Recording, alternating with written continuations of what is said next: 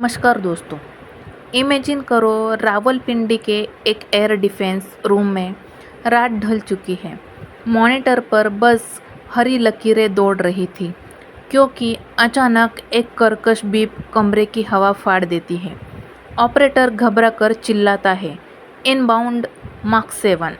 Commander घड़ी देखता है, 50 सेकेंड, सिर्फ 50, और फिर स्क्रीन काली पड़ जाती है। यही वह डर है जिसकी इबारत शौर्य 2 लिखने वाला है।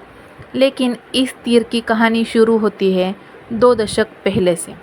2004 की एक बरसाती रात से ओडिशा तट पर एक बेसमेंट लैब में, खिड़कियों पर समंदर का तूफान और भीतर सफ़ेद ओवरकोट में डॉक्टर वी.के. सरस्वत वे मेज पर एक नीली फाइल पटकते हैं। टॉप सीक्रेट प्रोजेक्ट के 15। उनका सपना था ज़मीन के नीचे से निकली ऐसी मिसाइल जो चाहे पनडुब्बी से दागो या मोबाइल लॉन्चर से दुश्मन को सोचने तक का वक्त न दे। 2008 की सुबह जब पहला प्रोटोटाइप हवा में दहाड़ा, उसने माख 6 की चीख के साथ 700 किलोमीटर की उड़ान भरी। वैज्ञानिकों ने इसका नाम रखा शौर्य। लेकिन सरस्वत ने उसी शाम फाइल बंद करते हुए कहा, गुड, पर काफ़ी नहीं, हमें कुछ ऐसा करना चाहिए जो अजेय हो। इसी बीच बजट कट आया, पर जुनून का बजट कौन काट पाया है। 2012 से 2014 के बीच केरल के विक्रम साराभाई स्पेस सेंटर में वैज्ञानिकों ने ब्लैक कॉरिडोर नाम की एक गुमनाम लंबी सुरंग खड़ी कर दी। भीतर एक स्क्रैमजेट टेस्ट रिंग, सुरंग के बाहर पहाड़ी पर बादल गड़गड़ा रहे थे और अंदर इंजीनियर हवा को ठोस ईंधन की तरह नाप तोल रहे थे। फिर आया 12 जून 2019। अब्दुल कलाम आइलैंड पर सूर्योदय से ठीक पहले आसमान गुलाबी था।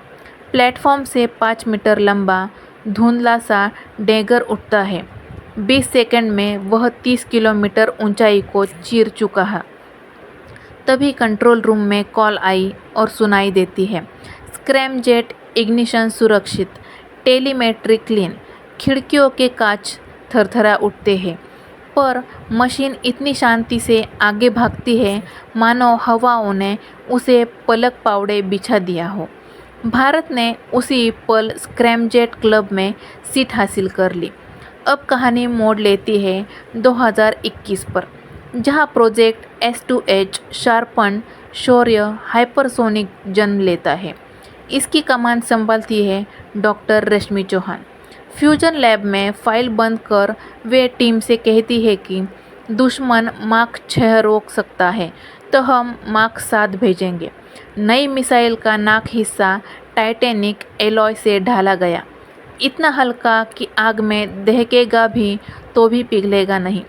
कोलकाता की एक फैक्ट्री की मिडनाइट शिफ्ट इससे एब्लेटिव कोटिंग चढ़ाती है। मजदूरों को बस इतना पता है कि ये देश की ढाल है। जनवरी 2023 रात के 2:17। बंगाल की खाड़ी के ऊपर बादल फटे और आसमान में आग का तीर निकला। पास के मछुआरे बाद में बयान देने आए कि आसमान ने जैसे लाल बिजली छोड़ी हो।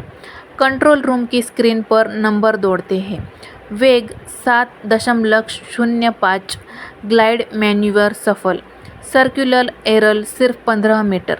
कोई ताली नहीं बजती, बस आंखें चमक उठती है क्योंकि सब जानते हैं ये तो शुरुआत है। अब ज़रा दुश्मन का गणित समझो।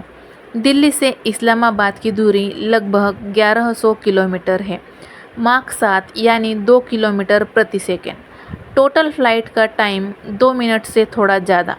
इंटरसेप्टर को मौका मिलता है सिर्फ आखिरी 1/3 हिस्से में, 50 सेकेंड। इतने में अलार्म बजे, कमांडर जागे, ऑथराइजेशन कोड निकले और एंटी मिसाइल हवा में पहुँचे।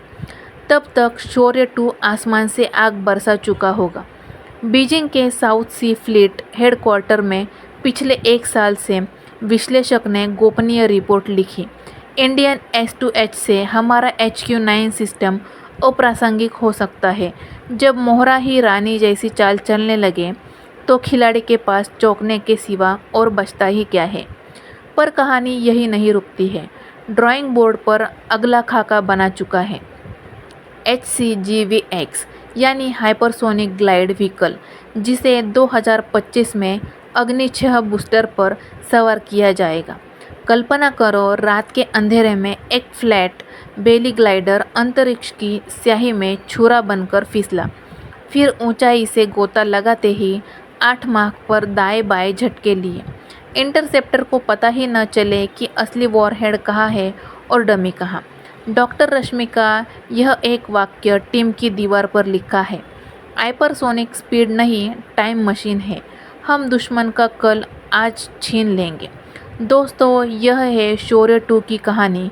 जमीन के गर्भ से निकला आसमान फाड़ता अदृश्य तीर, जो 50 सेकंड में इतिहास बदल सकता है। अगर आप चाहते हैं कि हम HGV-X के गुप्त ब्लूप्रिंट्स पर और गहराई से उतरें, तो नीचे कमेंट में बस एक आग वाला इमोजी और 7X लिख दीजिए। वीडियो पसंद आया हो तो लाइक ठोकिए, शेयर कीजिए और सब्सक्राइब कीजिए फैक्ट बेस चैनल को, क्योंकि यहाँ पर हर फैक्ट का हाइपरसोनिक वर्जन मिलता है। तो ऐसे ही नए नए वीडियोस देखने के लिए इस चैनल को सब्सक्राइब कीजिए। जय हिंद, जय भारत।